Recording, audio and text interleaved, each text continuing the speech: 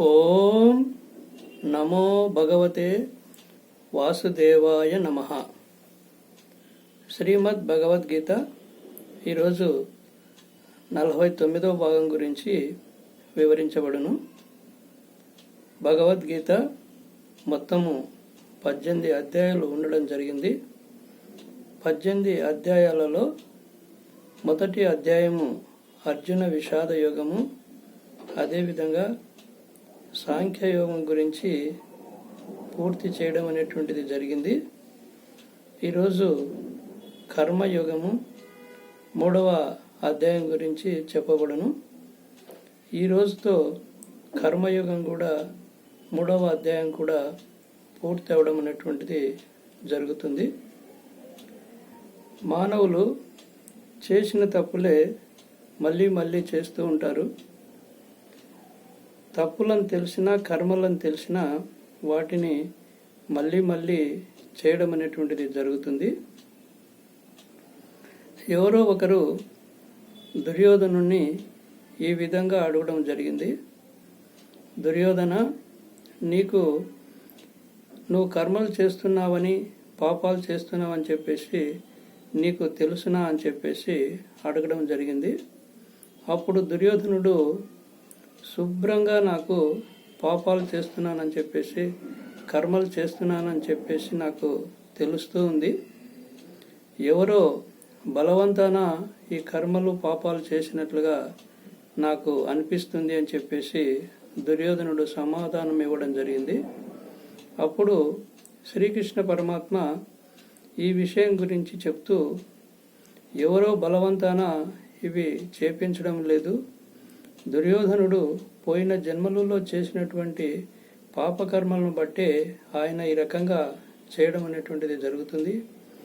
మళ్ళీ ఇప్పుడు కూడా ఆయన పాపాలు కర్మలు చేస్తుండడం వలన వచ్చే జన్మలో కూడా మళ్ళీ ఇవి రావడానికి అవకాశం అనేటువంటిది ఉంటుంది అని చెప్పడం అనేటువంటిది జరిగింది. శ్రీకృష్ణ పరమాత్మ కర్మయోగము చేయమని చెప్పడం అనేటువంటిది జరుగుతుంది. కర్మయోగం అంటే గురువులకు, భగవంతునికి సేవ చేయడము, సాష్టాంగ నమస్కారం చేయడము, వారి దగ్గర నుంచి మంచి విద్య నేర్చుకోవడము, అదేవిధంగా ధర్మంతో, నిజాయితీతో 10 మందికి ఉపయోగపడేటువంటి కర్మలు చేయడం వలన భగవంతుని చేరవచ్చు అని చెప్పేసి శ్రీకృష్ణ పరమాత్మ చెప్పడం అనేటువంటిది జరిగింది. సాక్షాత్తు శ్రీకృష్ణ పరమాత్మని సాందీపుడు అనేటువంటి గురువు దగ్గర సాష్టాంగ నమస్కారం చేసి ఆయన దగ్గర విద్యలు నేర్చుకోవడం అనేటువంటిది జరిగింది. వారికి సేవ కూడా చేయడం అనేటువంటిది జరిగింది. అదేవిధంగా శ్రీకృష్ణ పరమాత్మ కురుక్షేత్ర యుద్ధంలో ప్రతిరోజు గుర్రములకు నది దగ్గరికి తీసుకెళ్ళి వాటిని శుభ్రం చేసేటువంటి వాడు.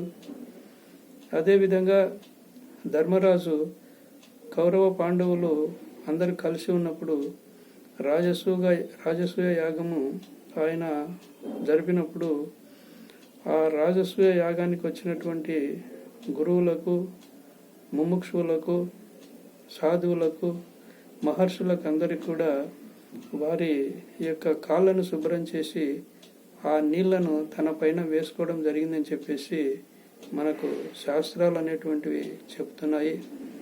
మరి శ్రీకృష్ణ పరమాత్మ అలా సేవ చేసినందుకే మంచి విద్యలు రావడం వలన, ఆయనకు పుణ్యం రావడం వలనే అంత గొప్పవాడు అయినాడని చెప్పేసి మనకు శాస్త్రాలు చెప్తున్నాయి. కాబట్టి ఈ శ్రీకృష్ణ పరమాత్మ చెప్పేటువంటిది మంచి పనులు చేయండి. కర్మ అంటే పనినే, కానీ మంచి కర్మలు చేసి యోగం సంపాదించుకోండి అనేటువంటి పద్ధతిలో ఈ కర్మయోగంలో చెప్పడం అనేటువంటిది జరిగింది. ఈ కర్మయోగంలో మంచి చెడును గురించి శ్రీకృష్ణ పరమాత్మ చక్కగా వివరించడం అనేటువంటిది జరిగింది. ఈ రోజుతో కర్మయోగం కూడా 3వ భాగం కూడా పూర్తి అవ్వడం అనేటువంటిది జరిగింది. రేపటి నుంచి మరి 4వ అధ్యాయము అద్భుతమైనటువంటి జ్ఞాన యోగము మొదలవుతుంది.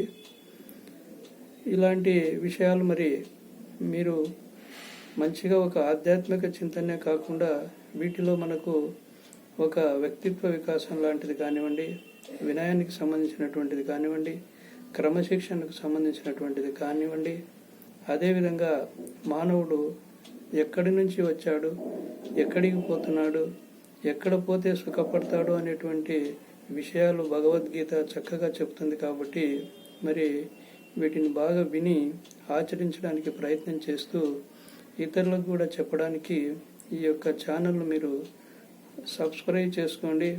ఇలా సబ్స్క్రైబ్ చేసుకోవడం వలన మనం గతంలో 48 భాగాలు చెప్పడం జరిగింది. మీకు వీలున్నప్పుడు మరి వాటిని కూడా చూడడానికి అవకాశం అనేది ఉంటుంది. ఈ యొక్క ఆధ్యాత్మిక చింతనలో విన్నది మళ్ళీ మళ్ళీ వింటుంటేనే ఇది మనకు బోధపడుతుంది. కాబట్టి ఒక్కసారి వింటేనే ఇది బోధపడదు. కాబట్టి మళ్ళీ మళ్ళీ వినడానికి ఈ ఛానల్ను మీరు కూడా సబ్స్క్రైబ్ చేసుకొని ఇతరులకు కూడా వినిపించడానికి ప్రయత్నం చేయండి. ధన్యవాదాలతో శ్రీ జయారెడ్డి. శ్రీకృష్ణ అర్పణం.